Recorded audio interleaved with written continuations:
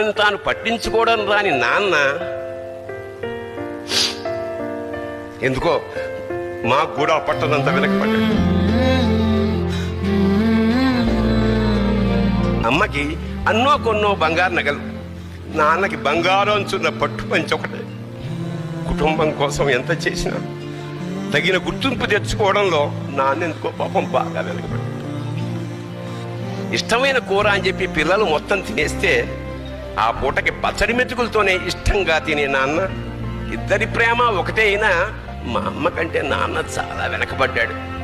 నాన్న ఇలా వెనకబడిపోవడానికి కారణం ఆయన మా అందరికీ వెన్నెముక కావడమే. వెన్నెముక వెనక ఉండబట్టే కదా దన్నుగా నిలబడగలుగుతున్నాం. ఇదేనేమో నాన్న వెనకబడిపోవడానికి కారణం. నాన్న, నన్ను క్షమించు నాన్న.